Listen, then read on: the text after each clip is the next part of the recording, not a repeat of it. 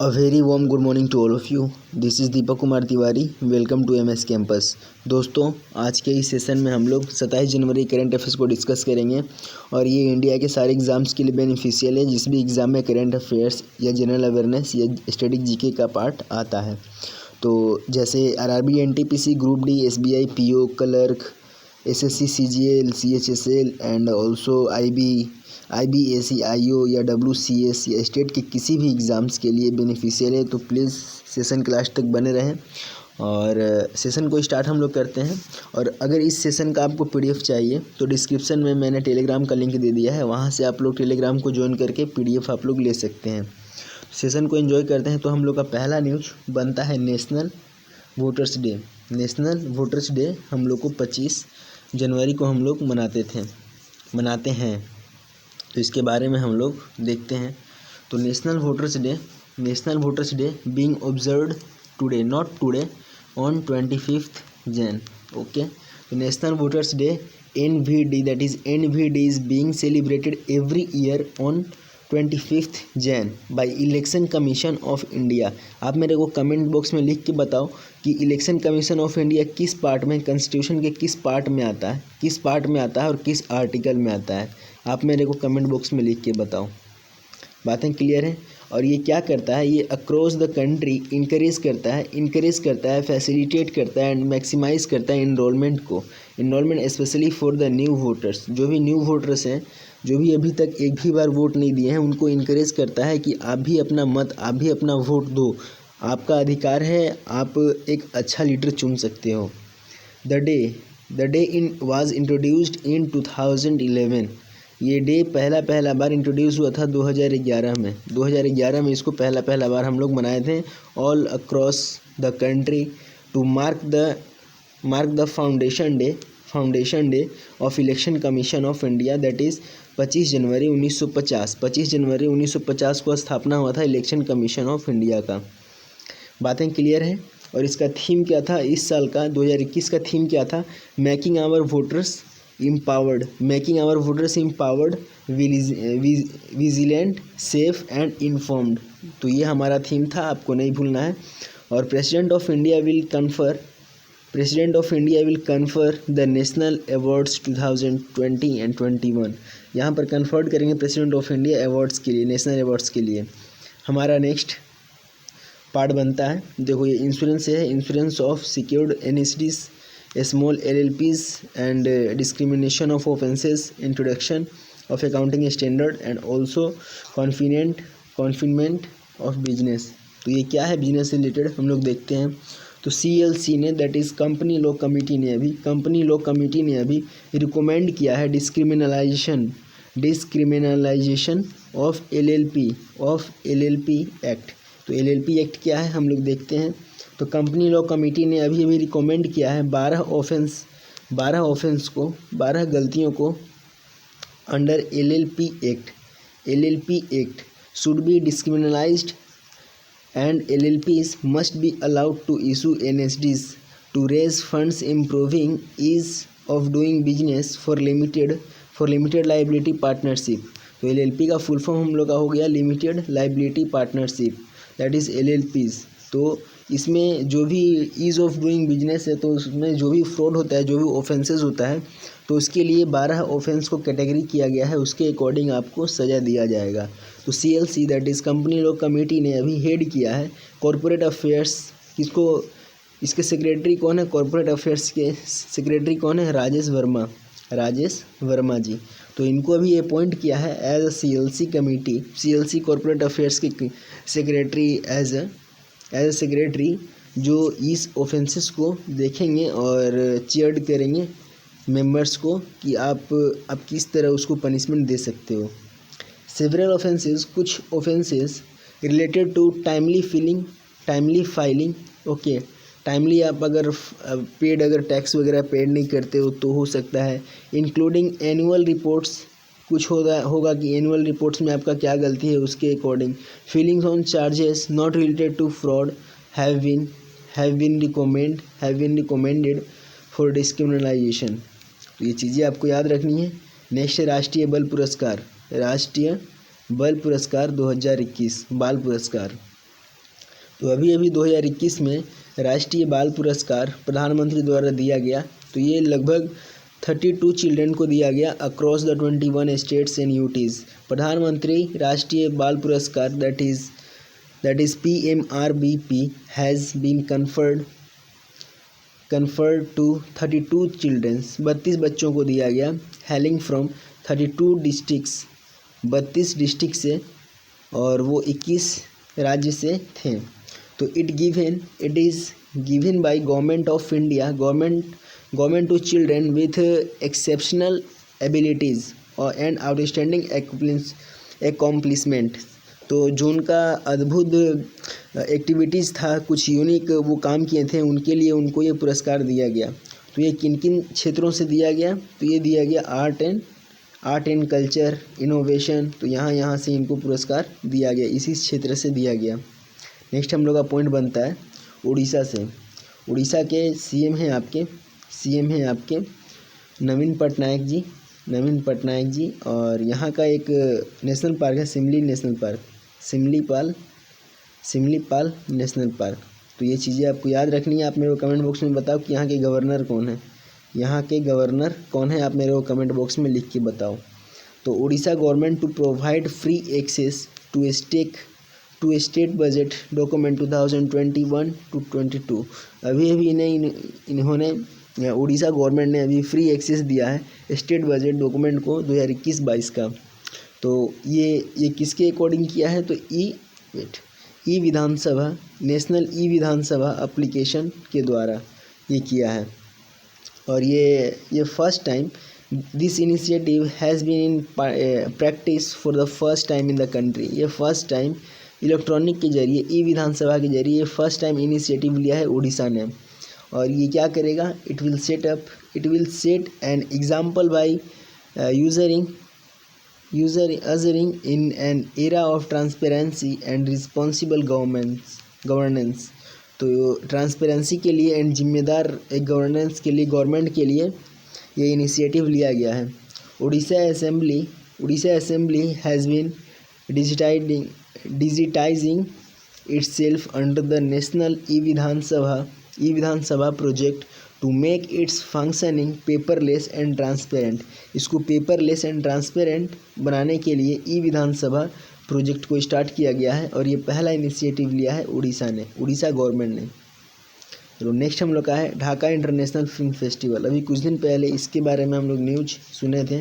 तो Dhaka international film festival concludes. तो ये जो ढाका इंटरनेशनल फिल्म फेस्टिवल है, ये 19वां है। ये कंक्लूड करेगा विथ 226 फिल्म को 73 कंट्रीज से ये दिखाएगा। 73 कंट्री से 226 फिल्म को ये लेगा और ये इसको दिखाएगा। और ये 9 दिन का ये लॉन्ग फेस्टिवल मनाया जाएगा बांग्लादेश में। बात समझ में आया? बेस्ट फिल्म अवार्ड दिया जाएगा इस फेस्टिवल के दौरान। वो क्या रहेगा? वो किर्गिस्तान का जो एक फिल्म है the road to Eden jointly directed bye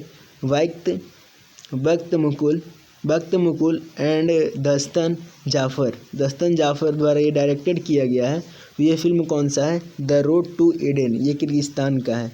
तो ये चीज़ें इससे मतलब जो ढाका इंटरनेशनल फिल्म फेस्टिवल है, तो उसमें किर्गिस्तान का ये फिल्म को बेस्ट फिल्म अवार्ड दिया जाएगा। और बेस्ट डायरेक्टर का अवार्ड किसको दिया जाएगा? ये एशियन कंपटीशन सेक्शन में दिया जाएगा। तो ये दिया जाएगा सेनिया लेंगुटिनिया फॉर द फिल्म फरीदा। एक फरीदा फिल्म है, तो उसके लिए किसको दिया जाएगा? सेनिया लेंगुटिना को दिया जाएगा। और ये प्रोड्यूस किसके द्वारा किया गया था? अज़रबैजान एंड रसिया द्वारा ये फिल्म को प्रोड्यूस किया गया था। And DIFF that is Dhaka international film festival 2021 में dedicated to the century year of the Bangla. जो ये डेडिकेटेड हुआ था, तो किसके द्वारा डेडिकेटेड था ये? तो बंगबंधु शेख मुजीबुर रहमान।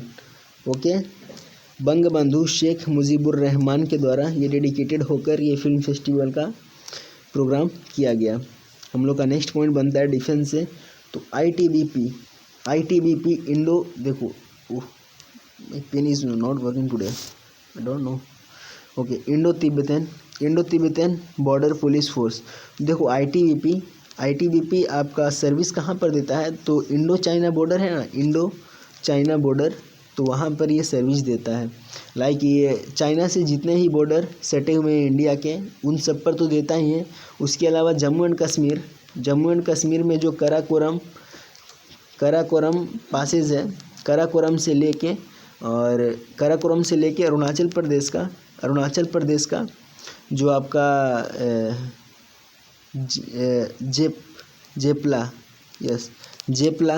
जेपला पास है, वहाँ तक ये देता है सर्विस। तो ITBP के बारे में देखते हैं क्या न्यूज आया है। ITBP ने Indo Tibetan border police force ने अभी 10वां national ice hockey championship trophy जीता है। 10वां national ice hockey championship trophy जीता है आफ्टर डिफीटिंग, किसको हरा के, defeating team Ladakh with score line goals of 5-1 से लद्दाख को हरा चुका है। National ice hockey championship was organised by, किसके द्वारा ये ऑर्गेनाइज किया गया था चैंपियनशिप, तो ice hockey association of India द्वारा। और इसका जो हेड क्वार्टर है आपका Gulmarg ice rink in Jammu and Kashmir में है। ओके, तो ये चीज़ें आपको याद रखनी है। गुलमार्ग जो कि JNK में है, जम्मू एंड कश्मीर में है। क्लियर है बातें। इट वाज हेल्ड, ये कहाँ पर हेल्ड हुआ था ये प्रोग्राम, ये जो फेस्टिवल, ये जो प्ले है स्पोर्ट से कहाँ पर फिक्स हुआ था, तो ये हुआ था एल्टीट्यूड ऑफ 8,694 फीट के ऊपर, 8,694 फीट के ऊपर, जहाँ नॉर्मल कंट्री के लोग जाते भी नहीं हैं, वहाँ पर ये स्पोर्ट्स हुआ था। तो where the temperature is below freezing point -1 degree, वहाँ पर टेम्परेचर से भी कम था। 8 teams participated in this championship, इस चैम्पियनशिप में 8 टीम पार्टिसिपेट किए थे। नेक्स्ट पॉइंट हम लोग का बनता है लेजेंडरी अमेरिकन टॉक शो, एक लेजेंडरी महान American talk show host Larry king, जिनका नाम था लैरी किंग, उनका अभी देहांत हो गया है। तो ये कौन थे, ये iconic American radio and television host थे एंड पेड स्पोक पर्सन, ये स्पोक पर्सन थे जो पैसे लेकर बोलते थे। तो लैरी किंग, इनका एज था 87 ईयर्स, तो इनका अभी देहांत हो गया है ड्यू टू कोविड-19 कॉम्प्लिकेशन। ओके, तो ये चीज़ें आपको नहीं भूलनी है। तो इनका एक टेलीविज़न प्रोग्राम था CNN पर, तो उसका नाम क्या था, the Larry king live show on CNN। From कब से कब तक ये थे, 1985 से 2010 तक ये लाइव शो कराते थे। He hosted Larry King now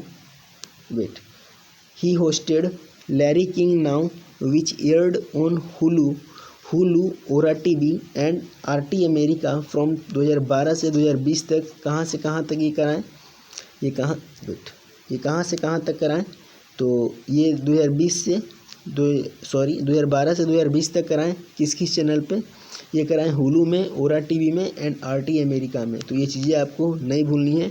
और ये क्विज़ भी कराते थे, ये क्वेश्चंस भी पूछते थे ऑफ वर्ल्ड लीडर्स का, पॉलिटिशियंस के बारे में, एथलीट्स के बारे में, एवरीडे पीपल ऑफ CNN के बारे में। तो ये चीज़ें आपको नहीं भूलनी है। नेक्स्ट पॉइंट हम लोग का government extends Ayushman Bharat health scheme to CAPF के लिए, सेंट्रल आर्म्ड पुलिस फोर्स के लिए इन्होंने अपने स्कीम को, जो आयुष्मान भारत हेल्थ स्कीम है, उसको एक्सटेंड किया है गवर्नमेंट ऑफ इंडिया ने।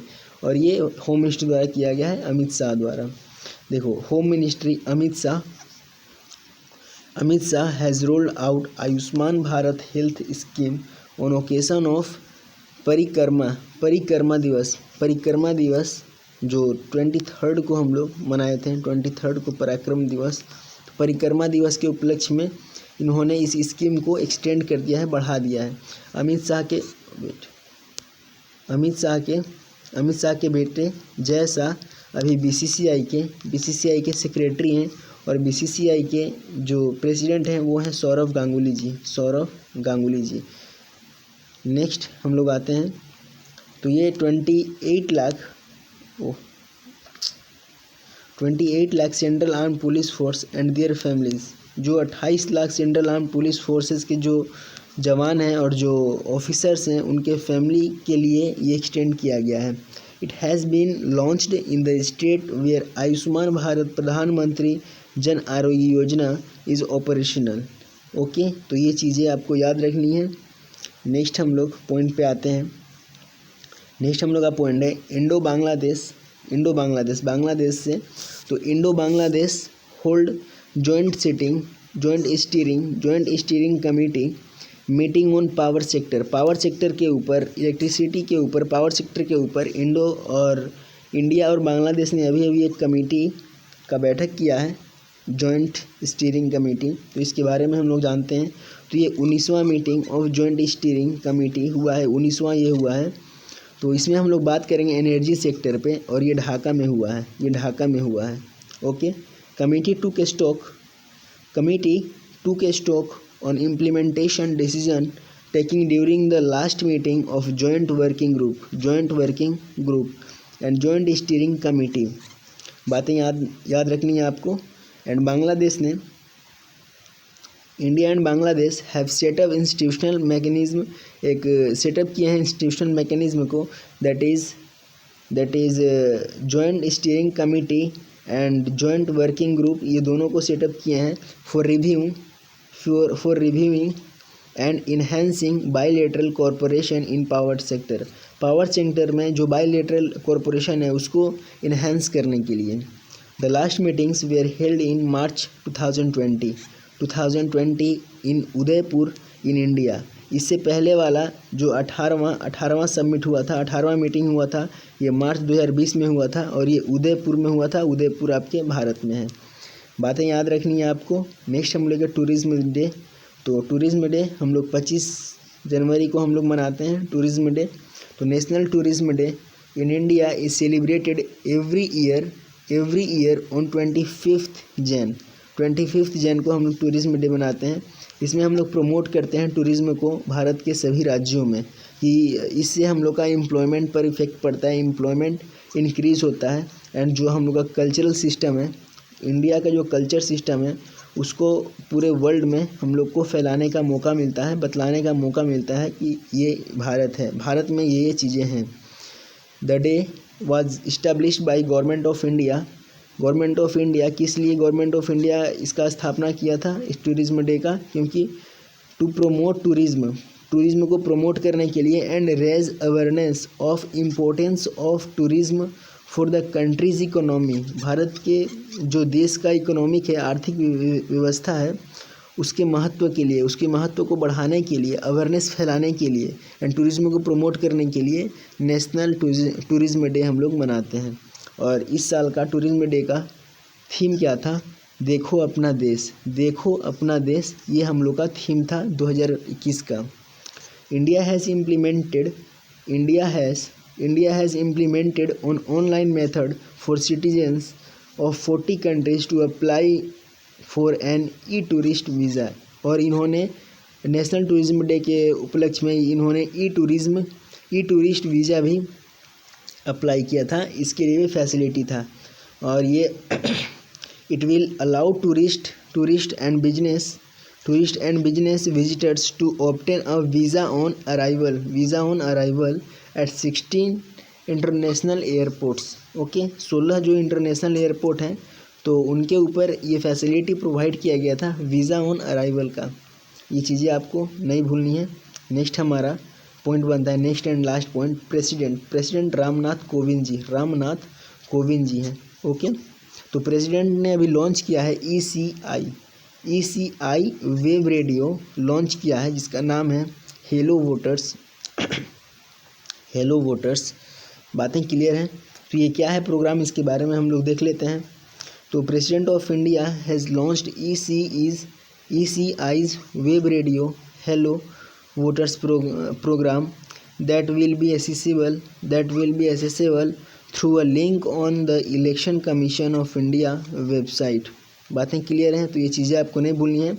It is a online digital radio service. ये एक ऑनलाइन डिजिटल रेडियो है जहाँ पर will stream voters awareness programme, जहाँ पर स्ट्रीमिंग होगा, ऑनलाइन लाइव होगा वोटर्स अवेयरनेस प्रोग्राम, वोटर्स के लिए अवेयरनेस के लिए अवेयर करेगा वोट्स के लिए।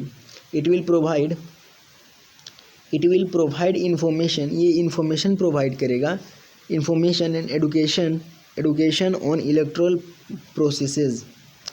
प्रोसेसेस थ्रू सॉन्ग्स, गाना के जरिए, ड्रामा के जरिए, डिस्कशन के जरिए, स्पोर्ट्स के जरिए, स्टोरीज़ के जरिए ऑफ इलेक्शन। जो भी इलेक्शन के लिए इलेक्शन से संबंधित जो भी स्टोरीज़ हैं, स्पोर्ट्स हैं, डिस्कशन है, ड्रामा है, सॉन्ग्स हैं, तो उनके थ्रू अवेयरनेस को फैलाया जाएगा, एडुकेशन को फैलाया जाएगा। इन और किस किस लैंग्वेज में? हिंदी और इंग्लिश तो रहेगा, उसके अलावा रीजनल लैंग्वेज भी रहेगा। आज थोड़ा गला में पता नहीं क्या प्रॉब्लम है। Elector photo identity card to 5 new voters has been given, और इलेक्टर फ़ोटो आइडेंटिटी कार्ड भी प्रोवाइड किया जाएगा 5 नए वोटर्स को। तो उम्मीद करता हूँ ये सेशन आपको अच्छा लगा हो। तो अगर सेशन अच्छा लगा है तो प्लीज़ लाइक करें, शेयर करें एंड कमेंट करना ना भूलें, और दोस्तों में भी शेयर करें ताकि उनको भी फ़ायदा हो। मिलते हैं अगले सेशन में। जय हिंद, जय भारत।